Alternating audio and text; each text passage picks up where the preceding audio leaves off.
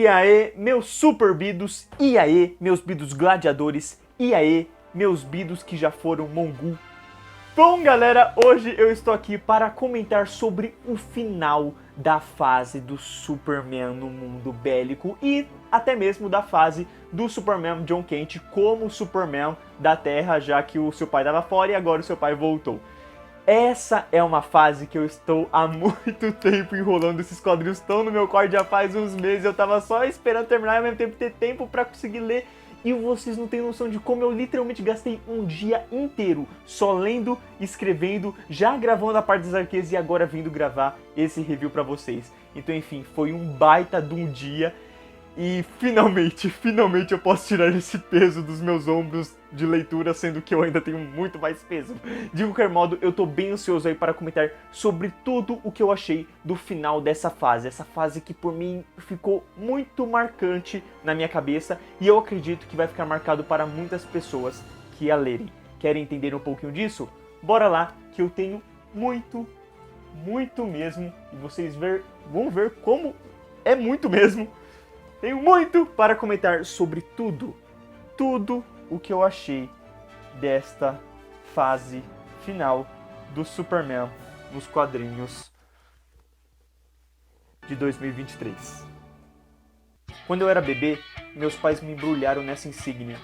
Vocês escolheram usá-la, sabendo que significaria morte caso fossem derrotados ou capturados. Vocês têm mais direito a ela do que qualquer um. Eu prometo que vocês irão me ver de novo. Nunca se esqueçam do que realizaram aqui. Não existe corrente em nenhum universo que possa contê-los.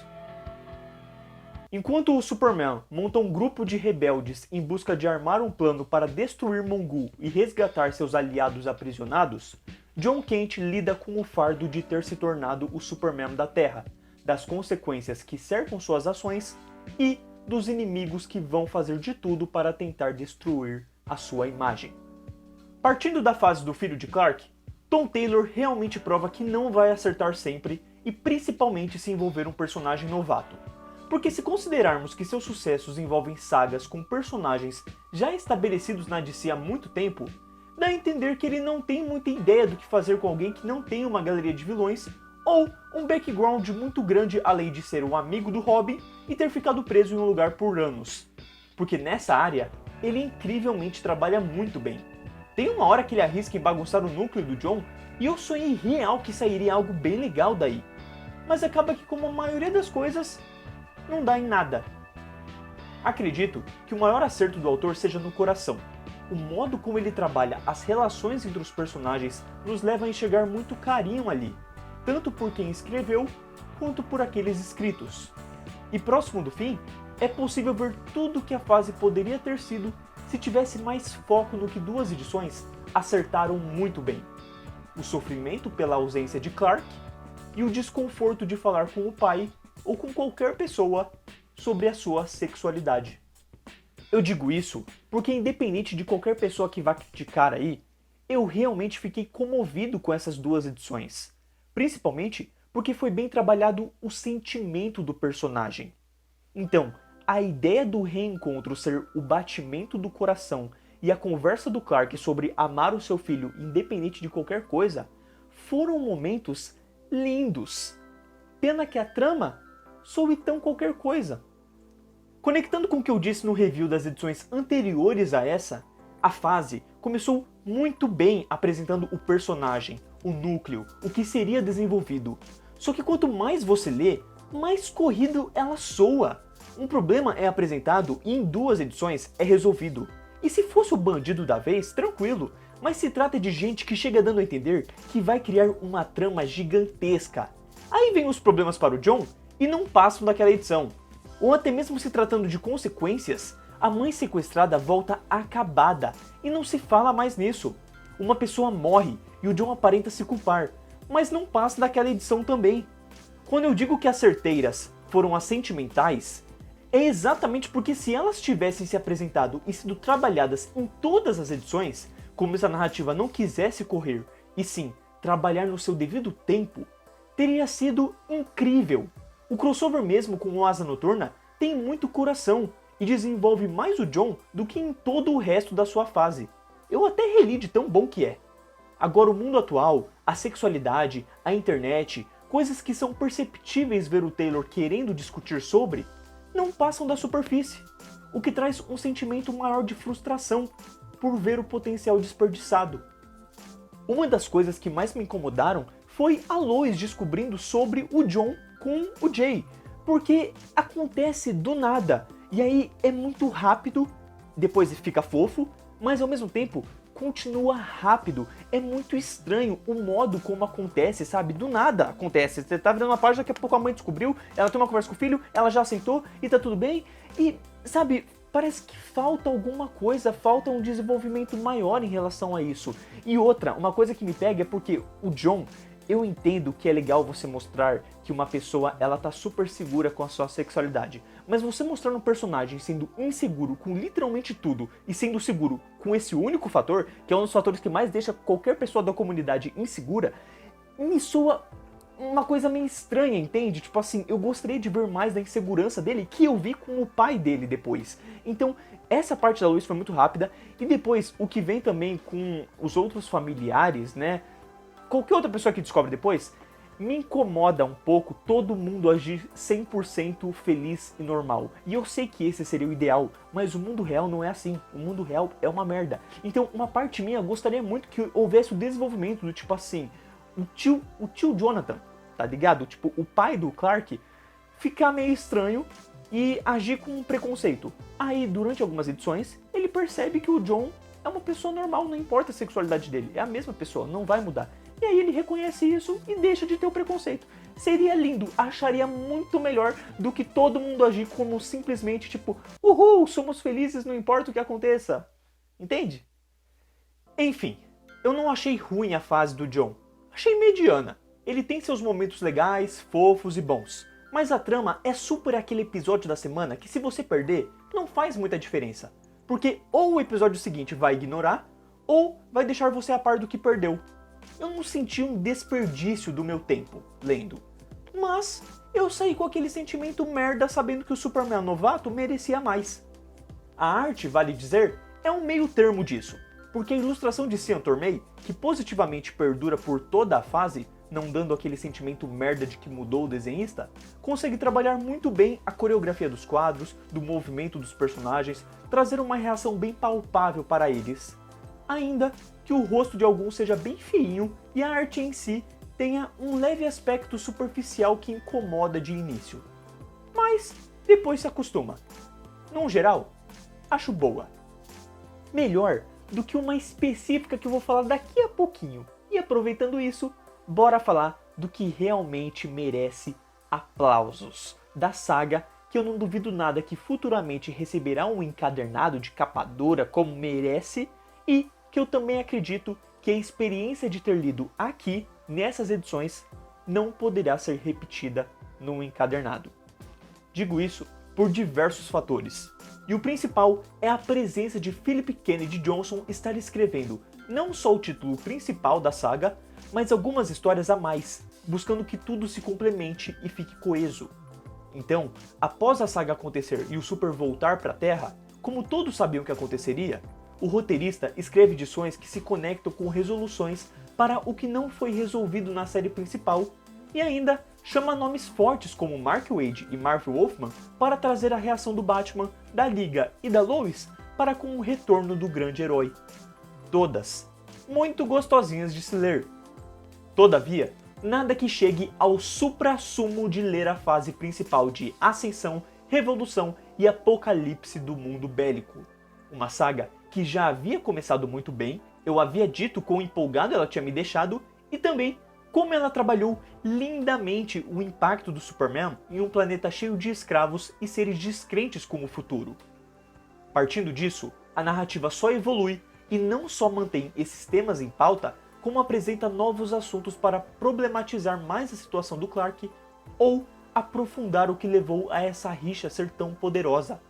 Aquela edição fechada que mostra a relação maternal de Clark e Mongul é fácil uma das minhas favoritas, esclarecendo como a educação acaba tendo essa forte influência no futuro de alguém e trazendo uma sensação verdadeiramente triste por entender mais o inimigo. No fim, a saga acerta em praticamente tudo que eu critiquei na fase do Jon. Ou seja, assuntos desenvolvidos no começo não são esquecidos, não há a necessidade de relembrar o que aconteceu antes, personagens que aparecem depois mantêm certa relevância até o final, seres que conhecemos apenas nessa saga conseguem causar um impacto pelo que sofrem em determinado momento, a resolução consegue ser marcante, impactante e apresentar consequências, onde até algumas que poderiam ser facilmente deixadas de lado, são relembradas e desenroladas a ponto de darem deixa para o próximo escritor continuar tal tema. E felizmente, entre tanta coisa acontecendo, nada é esquecido. Me deixa até feliz que haja bastante explicação do mundo bélico e como ele ficou assim, auxiliando legal quem não sabe de nada e começou a ler o Super agora. E mesmo que pra mim não tenha tido um momento épico do tipo Vingadores Avante, é impossível eu dizer que não é memorável. E quando você pensa que haverá um descanso após retornar à Terra, Clark ainda precisa lidar com os Estados Unidos, os Novos Deuses e o imparável Lex Luthor que marca o final da fase na edição 1050 com um acontecimento histórico e memorável, sendo uma baita edição para reiniciar a fase e deixar o Clark marcado com uma situação que eu quero ver até onde vai. Sendo assim, eu só tenho duas coisas a reclamar. Uma é a passagem de tempo. Eu realmente entendo que eles não queriam prolongar muito essa saga do mundo bélico, mas eu realmente acreditava que ela poderia ser uma fase, trabalhar melhor essa inspiração que o Superman causou nas pessoas, sabe, como houveram discussões, como o Clark sobreviveu tanto ao Mongul, porque esse salto temporal que a gente teve entre as edições me incomodou num certo ponto, porque eu não conseguia entender muito bem por que as pessoas captaram tanto a ideia do Clark de não matar. Porque pensa, você é um escravo, você sofreu super com aquele maldito, tu é solto e tu não mata o Satanás? Entende? Então, isso que me pega, assim como o Clark estava sem poderes lá por conta do Sol Vermelho. O que impediu o Mongul de matar ele? E aí você pode falar, ah, o Mongul queria aprisionar ele, fazer ele sofrer. Beleza, mas aí ele começa a ver que o Clark está unindo um grupo rebelde. Por que ele não fez nada? Por que ele não tornou o Clark o capacho dele, o cachorrinho dele? Entende? Era isso que eu gostaria de ver mais, de captar mais sobre esse mundo bélico. Porque tu me joga o Clark num mundo onde ele não tem poderes? Pô, por mim, ferrou super.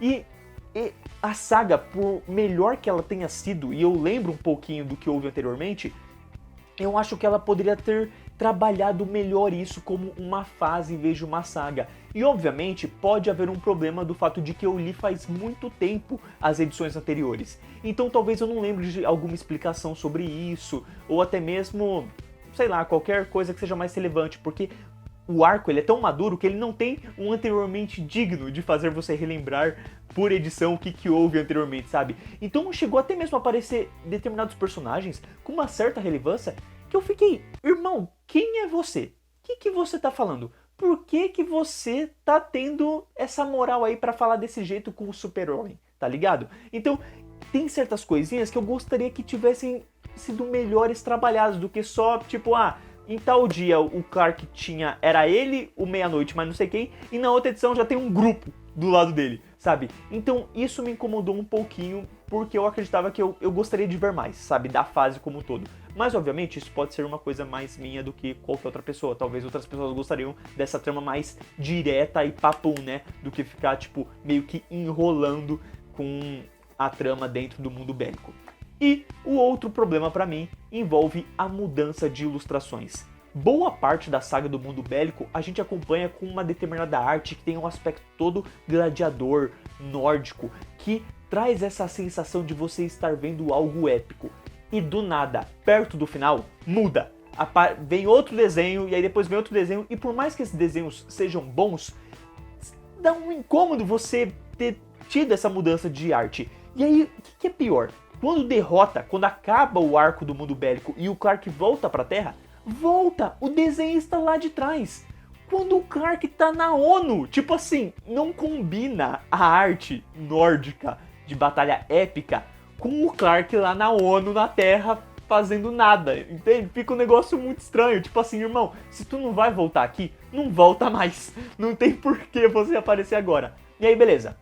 Aí vem uma outra arte, e aí o que acontece? Tem a edição comemorativa, a 1050, né? Que, obviamente, muitas vezes, isso acontece mais hoje em dia, eles tentam trazer vários desenhistas para fazer uma homenagem. O Homem-Aranha mesmo teve, acho que a edição 850, que eles trouxeram tipo uns 3, 4 desenhistas.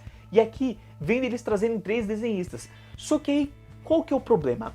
É que os desenhos não combinam. Se você trouxesse desenhistas que tivessem uma arte parecida, seria bacana. Mas você traz 3 tipos de desenhos que fica muito característico na hora que você vira a página e mudou. E o pior é que eles trazem um tipo de ilustração que tira toda a energia e a força do momento. É literalmente um momento importante e eu não consegui levar a sério. Eu saí da imersão porque parecia que eu tava vendo um desenho animado do nada. Não era mais a arte que estava anteriormente, não casava mais com a intensidade e a seriedade do momento. Eu só consegui voltar a prestar atenção de verdade quando a gente cortou, sabe? Quando a gente mudou de ilustração. Então esse por mim foi um problema gigantesco para a última edição, no caso dessa fase toda do Philip Kennedy Johnson. Porque, no fim de tudo, o Riccardo Federici traz algo que já elogiei aqui, que é essa sensação nórdica, realista, de batalha mesmo, e que lembra a arte vista na fase do Thor de Jason Aaron. Ela impacta e trabalha muito bem com a parte sangrenta, sem precisar mostrar demais. É incrível mesmo. Uma pena mudar para a arte do Will Conrad, depois o Fico Seal, para ao final adicionar Max Raynor, Brandon Patterson e Miguel Mendonça, que fazem um ótimo trabalho, tanto no quesito artístico, quanto em tudo fazer sentido e as expressões faciais serem fortes, trazendo páginas únicas de tirar o fôlego. Aquela do final com a Lois? Nossa! Mas que ainda assim eu gostaria de ter visto na perspectiva daquele que desenhou quase tudo e que volta numa parte que, vejam bem, que estranho, já não combina mais. Mike Perkins assume por 3 edições com uma arte bem legal, diferente, com um aspecto rural e real que encaixou pra mim por soar uma combinação de todos os que eu havia citado anteriormente. E, na edição especial, Mike recebe o apoio de Clayton Henry, que manda muito bem, e de Nick Dragotta, que destrói tudo. Olha o estilo dele. Casa muito com uma revista do Looney Tunes, mas não pro grande embate do Superman com o fucking Luthor, bicho. Você não consegue levar a sério o que tá acontecendo na história por conta da ilustração. Péssimo. Conseguiu ser um ponto mais baixo do que a trama do John Kent pelo Taylor pra mim. Pois é, pode parecer exagero, mas realmente me incomodou aquilo, a ponto de eu parar a leitura e pensar: quem foi o imbecil que escolheu esse cara para desenhar justo nessa edição? Nem os erros da Panini me incomodaram tanto. Juro. E nem foram tantos erros assim, vale dizer. Tem uns riscos de gráfico em uma página ali, tem uma mancha azul num balão pra lá, tem um amassado no volume 13 numa única página que não tem chance de eu ter feito aquilo, e na primeira página do volume 17 tem uma manchinha de gráfica no balão do Lex que se repete em algumas raras vezes durante todos esses volumes que eu tenho aqui. São, bicho, 8 volumes, 9 volumes, enfim, são bastantes volumes. E a Panini ainda assim conseguiu trazer algo com uma excelência de produção, de qualidade, de página, de você ter uma coerência entre as edições, sabe? Uma divisão muito boa para você partir da edição do John Kent para o Clark e tudo meio que casar, fazer sentido, sentir uma linearidade de acontecimentos. E o prefácio também eu devo elogiar um pouquinho porque eles têm bastante sentimento, assim. Você vê que os caras estão falando, eles estão dando muita pompa, tanto para a edição do John quanto para a edição do Clark. O jeito que eles falam, parece que a edição trabalhou da forma mais maravilhosa o assunto que eles citam ali no prefácio. Então, até isso eu acho que vale o destaque. No fim, Superman e sua saga do mundo bélico foi um acontecimento.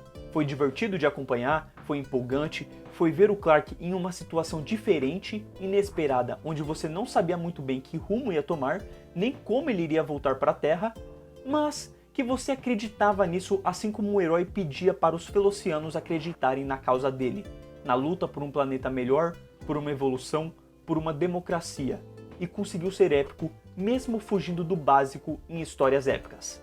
É uma saga que representa o significado do Superman nos quadrinhos, uma forte recomendação para os fãs do herói e principalmente para o James Gunn com o novo Superman dele.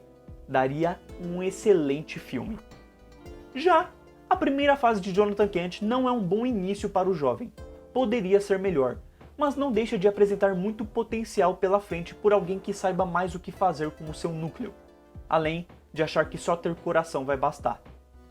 E é o seguinte, para quem fica falando que a fase do Jon Kent foi cancelada por conta da lacração ou pela falta de qualidade, tá completamente equivocado, tá?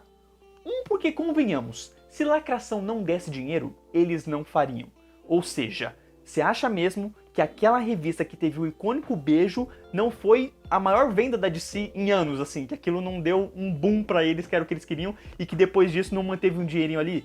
Óbvio que manteve.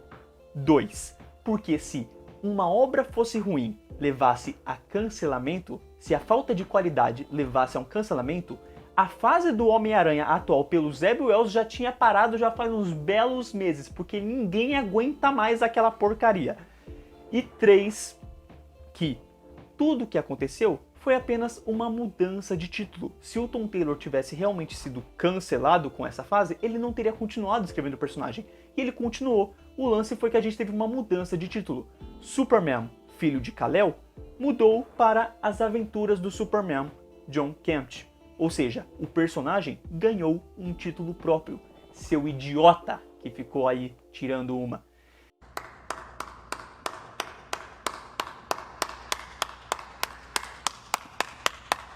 E enfim, eu realmente tô pensando em continuar a fase do Superman, porque agora eles vão reiniciar, né? O número vai voltar a ser 1, então você pode começar a ler Superman a partir de agora com esse novo momento em que o herói se encontra.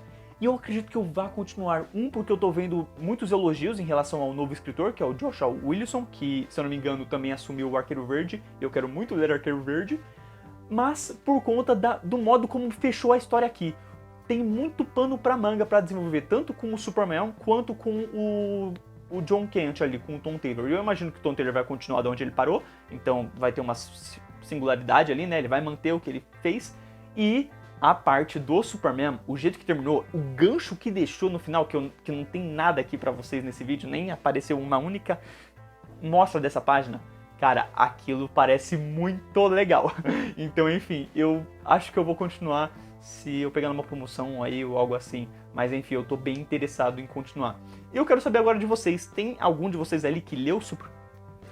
E agora eu quero saber de vocês, teve alguém aí que leu Superman até o fim, até a edição 19? Leu toda a saga do mundo bélico, leu toda a saga, a fase do Jon Kent? Concorda ou discorda comigo em alguns pontos? Achou a fase do Jon Kent uma bosta mesmo, horrível? E com argumentos, tá? Não simplesmente porque você odeia o personagem bissexual.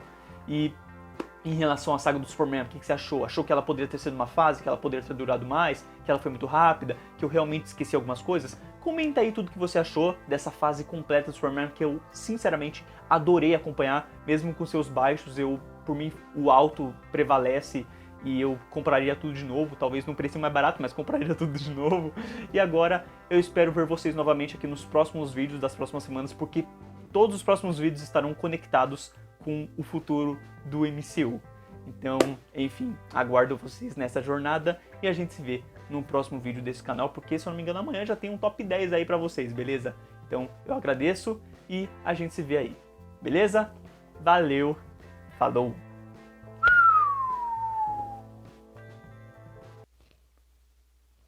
Não pausa, não pausa.